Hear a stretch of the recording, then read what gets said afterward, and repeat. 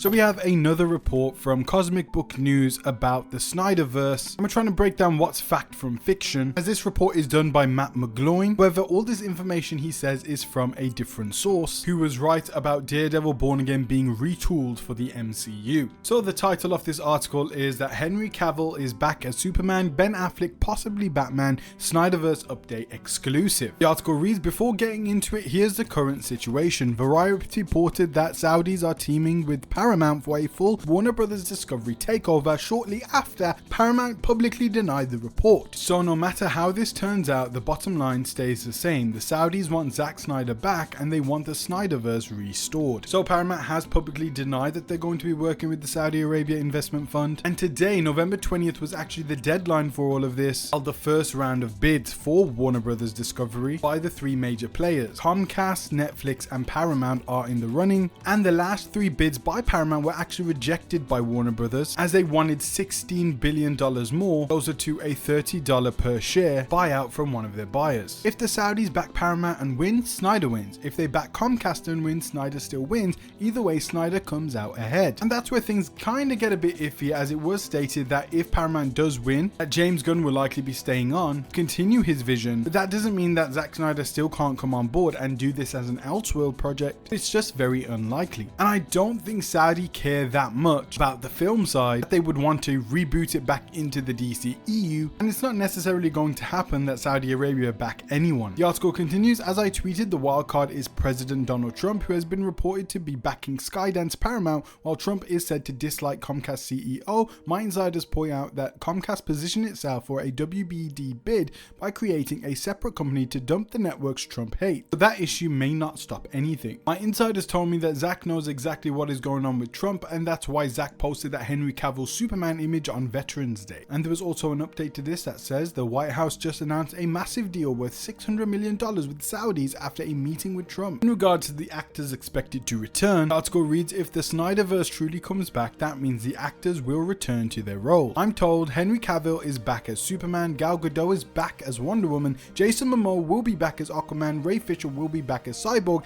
Ezra Miller as the Flash, I'm told, is doubtful. Now that is something that I personally just don't believe at all. To say that Henry Cavill is actually back as Superman before the deal is even done, it doesn't make any sense, because this article is stating that he's back as Superman, as in the deal is already done and Henry Cavill is now Superman. What does that mean for Man of Tomorrow, the James Gunn next film? It's going to be Lex Luthor and Superman against Brainiac. That is something that I absolutely want to see. I want to see this James Gunn universe continue. Also with Jason Momoa, he's been cast as Lobo. That movie is already done. He shot his scene as Lobo, and in 2026 we're going to see him as Lobo in the Supergirl movie. So he's just going to revert back to being Aquaman after that film. And again, as much as I want to see Henry Cavill come back as Superman, I want to see the James Gunn universe live on. Also states that Ben Affleck is the biggest unknown here, as he's been burned multiple times, is a very physical and demanding role. That's what McGloin states here, that his insiders say Affleck possibly returns as Batman, but warns it's a lot of work physically. If the Snyderverse does return, I think you have to have Ben Affleck and Henry Cavill back. They are the two staples of this universe. They are the ones that everyone wants to see back in those roles, and to continue the Snyderverse and complete the story of Justice League 2 and 3, and maybe even a possible solo Batman film. I don't buy the fact that they are back right now, because the deal has not been done. The article continues with Snyder's plan and what comes after. I'm told the plan is for Snyder to finish his Snyderverse. I'm told the Saudi Arabia WBD deal has been in the works for some time. It's also a reason that Zaslav passed on Paramount's earlier three bids. Zack is close with the Saudis and they want his storyline back to rival Marvel, and the upcoming Avengers film sounds like they're aiming straight at Disney. And after Snyder completes his arc, I'm told DC will reboot again, likely under Mike DeLuca and Pam Abdi, the current head of Warner Bros. Pictures. Zack Snyder has made a movie called Brawler, which goes into a UFC champion, I believe, and that does mean that he has a relationship with the Saudi Arabia entertainment execs. But do they really believe that Zack Snyder can rival Marvel's output of films? I think once upon a time they couldn't, but in today's climate, when in 2025 Marvel films were making less than $500 million, and even DC's flagship Superman film made around $650 million,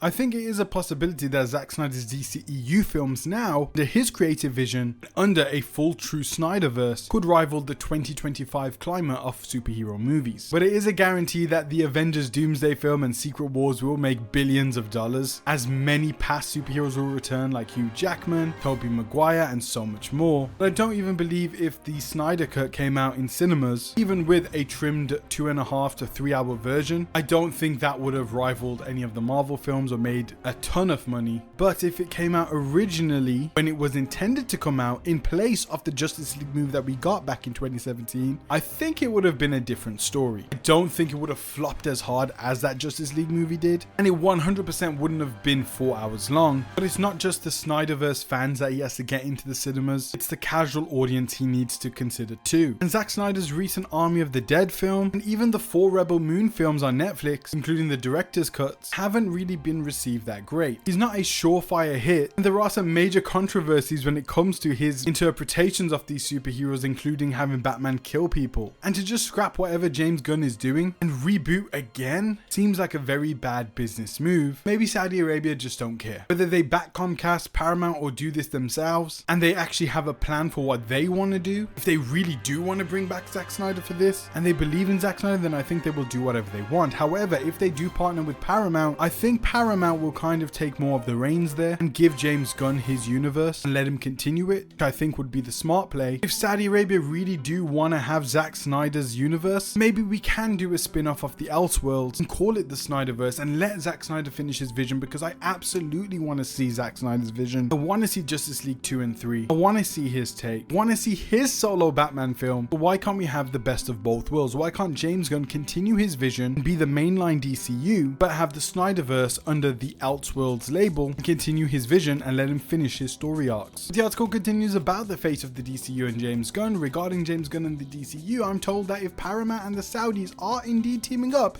James Gunn's DCU is toast, and Gunn will be forced out due to Gunn's divisive politics. I've also been told that Gunn's Man of Tomorrow is just the original plans for Man of Steel 2 with Brainiac. I don't really believe that, because we have had conflicting reports that Paramount do want to keep on James Gunn, regardless of his politics. It also says that I've been told that if Comcast Universal ends up buying Warner Bros Discovery, there's a real chance that Gunn could actually team with Zack Snyder for the Snyderverse's return. My insiders say one idea being floated is Gunn writing the Justice League 2 script with Chris Terrio already having a treatment and Snyder directing. It would be a full circle moment since Gunn and Snyder both got their starts at Universal with Dawn of the Dead. Now that plan is something that I would definitely be behind, because I think Zack Snyder as a writer isn't the best storyteller, and although he has some incredible ideas and his directing style and cinematography is 10 out of 10 world class, best of all time, his writing isn't on that level. So James Gunn, who I absolutely love his stories, him teaming with Zack Snyder like they did with Dawn of the Dead, one of my favorite zombie movies, would actually be phenomenal. And it's obvious that this article is very biased against James Gunn, but I think the smartest play is to have James Gunn continue his universe, but also have Zack Snyder and his Snyderverse continue, maybe even on streaming or an animated form. Regardless of who buys Warner Brothers, especially if Saudi is backing anyone and they want Snyder, well then maybe they can give Snyder the budget to make his Justice League 2 and 3, or maybe even a solo Batman film or Man of Steel 2, whatever amount of movies that he wants to make to conclude the story arc that he set up, and maybe have them go to streaming. Have them be a Paramount Plus exclusive, although I do really want to see them in theaters. I don't want them to go to streaming. Maybe that is something that they could do, because that would be a huge deal. But if they do this, and Zack Snyder gets as much of a runtime as he wants, if he wants to make another 2 4-hour films, he can do that. If he wants to make a 3-hour Batman film, he can do that. Maybe even get the David Ayer cut of Suicide Squad and have a Snyderverse Elseworld section on Paramount Plus, if that's where it's going. That is something that I think would be very smart. Maybe even doing a limited theatrical run for these. I think that would be a smart move. But the deadline for the first round of bids was today on November 20th. I'm sure we're going to get some more updates about what's going on with Warner Bros. Discovery very soon.